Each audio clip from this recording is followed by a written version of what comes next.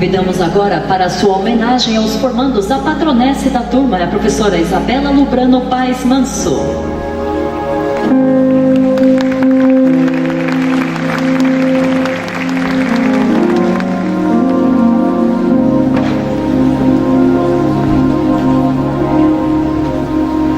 Boa noite. Só uma correção, eu não sou professora, eu sou ex-aluna. Eu me formei aqui no Bandeirantes em 2006, turma de Humanas. Eu achei que eu ia encontrar uma turma que já não tivesse mais a divisão de áreas, né? Fiquei muito feliz de saber que ainda ia ter alunos de Humanas para dar essa palminha encorajadora. Obrigada.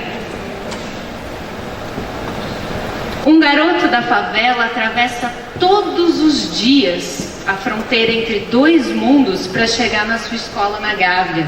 É um bairro bem rico do Rio de Janeiro. Quando passa pelos cruzamentos, pontos de ônibus, esquinas desertas, os motoristas sobem a janela do carro, aquelas escuras de filme, e as senhorinhas, elas entram às pressas no primeiro comércio que elas encontram. Um dia, ao notar o olhar de pânico em um homem, pai de família, que trombou com ele na calçada, o garoto toma uma decisão: dar àquele homem um motivo real para se amedrontar. Esse é o enredo de um conto. Eu tô com ele na cabeça porque eu li ele ontem. Ele foi escrito pelo Giovanni Martins para o livro O Sol na Cabeça. Ele está sendo lançado agora. Vocês ainda vão ouvir falar desse livro porque vai virar filme, já foi vendido para vários países. Pois bem, ontem a editora Companhia das Letras me convidou para conhecer o Giovanni e para conversar com ele, o que é um encontro assim absolutamente improvável. Não só porque eu vivo em São Paulo, no bairro rico de São Paulo, e por ele viver no Rio de Janeiro, mais especificamente no Morro do Vidigal, mas principalmente porque, sendo bem honesta, eu seria a pessoa que fecha o vidro quando vê ele na calçada. Ou pelo menos eu era. Esse foi um encontro que me fez refletir. E se hoje eu tenho oportunidade de conversar com pessoas que estão fazendo literatura de qualidade nos cantos mais improváveis do Brasil, isso se deve em muito àquelas pessoas que estão ali sentadas naquela mesa, os professores do Colégio Bandeirantes.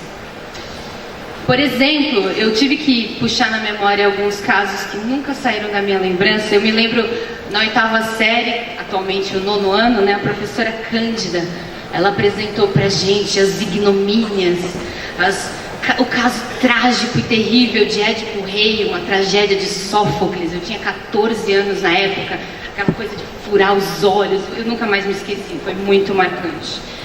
E depois veio a professora Eneida, no 1º ano, que no 1º ano ela leu pra gente em sala de aula o capítulo da baleia, de Vidas Secas, e ela se emocionou a ponto de chorar em sala de aula. Eu acho até que ela ficou um pouquinho envergonhada de eu lembrar isso. Alguns alunos deram risada, mas aquilo nunca mais saiu também da minha cabeça. Foi uma grande prova de amor pela literatura.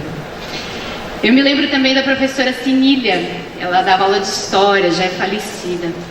Mas ela fazia a gente ler romances do Alexandre Dumas, do Émile Zola, para ajudar a entender a história da Europa.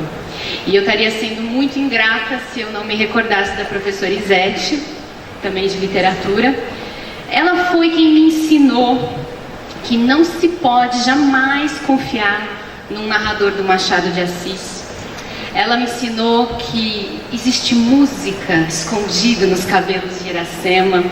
Ela ensinou que aquelas malandragens que a gente vê todos os dias nos jornais, elas já existem desde o tempo do sargento de milícias. E ela ensinou que as lições de Guimarães Rosa são melhor compreendidas pelo espírito do que pela razão. O Bandeirantes me deu conhecimento e ferramentas para realizar os meus sonhos, mesmo quando eu não fazia a menor ideia de quais eram os meus sonhos. Foi graças ao Band que eu entrei na melhor e mais antiga Faculdade de Direito do Brasil, a São Francisco. Talvez alguns de vocês tenham prestado vestibular. Foi graças ao Band que depois eu fiz a melhor e mais antiga faculdade de jornalismo do Brasil, a Casper Liber. E também foi muito graças ao Band que depois que eu percebi que nada dessas profissões bonitas tinham a ver comigo, que eu criei, não o mais antigo, mas na minha opinião, o melhor canal de literatura do YouTube no Brasil. Quando eu me formei, em 2006, ninguém falava, ninguém sonhava em ser youtuber, por um simples motivo, porque isso não existia. O YouTube acho que tinha 1 ano de existência e era só um depósito de vídeos de gatinhos, não era uma plataforma de conteúdo que faz a diferença que faz hoje. E assim como muitos de vocês, eu também desejava seguir um caminho bem padrão. Na minha cabeça, era suficiente ter um diploma com bastante grife, beleza, vou entrar numa boa faculdade, vou passar na FUVEST, e tendo um diploma bem chique para exibir para os meus empregadores, eu ia conseguir um bom emprego, consequentemente eu ia ganhar um bom salário, e aí eu ia ser feliz para sempre. Essa era a minha lógica. Mas não foi assim.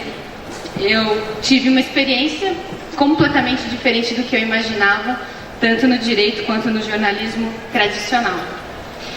Então eu precisei inventar o meu próprio caminho, porque aqueles que existiam, que já tinham sido apresentados para mim, não tinham nada a ver comigo.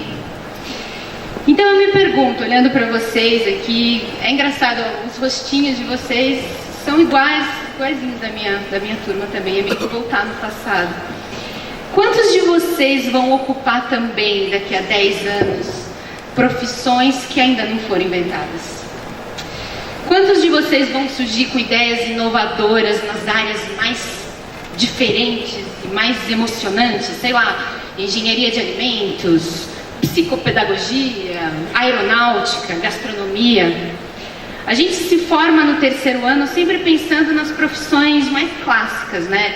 Direito, medicina, engenharia, o que é ótimo, isso dá certo para muita gente, graças a Deus, mas também enche de angústia aqueles que, como eu, não conseguem se encaixar. Foi aí que a criatividade e a formação super especial e sólida do Bandeirantes vieram para me socorrer. E não só a mim, colegas também. Só da minha turma eu conheço gente que hoje está trabalhando com moda. Eu tenho um ex-aluno, um ex-colega que virou piloto de motocross. Tem até um mágico profissional. E estão todos muito felizes e realizados. Então, seja lá qual caminho que vocês escolherem, façam bem feito e com dedicação. Não se contentem com meia boca, com a nota média, com a repetição do que está todo mundo fazendo. Criatividade, originalidade, excelência, são palavras lindas, né? Mas não são coisas que nascem com a gente. A gente precisa desenvolver.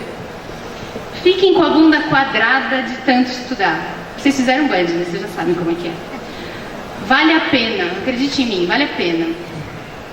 Sejam ousados. Leiam textos em francês, em alemão, em mandarim. Aliás, escolham uma dessas línguas e estude para valer. Juntem dinheiro, viajem. E não só para Estados Unidos e Europa, que é muito gostoso tudo, mas uma das viagens mais especiais que eu fiz da minha vida foi para a Colômbia. E eu conheço gente que foi para Angola, Singapura, Estônia. Viajem também dentro do nosso próprio país. Vejam com os seus próprios olhos esse poço de desigualdades que é o Brasil. Furem essa bolha que nos protege, mas ao mesmo tempo nos limita. Tentem fazer alguma coisa. A bagagem vocês já começaram a construir. A viagem começa agora.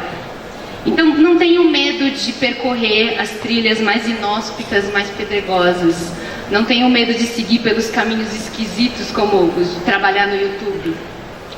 O que quer que vocês escolham, eu tenho certeza que vocês estão preparados. Obrigada.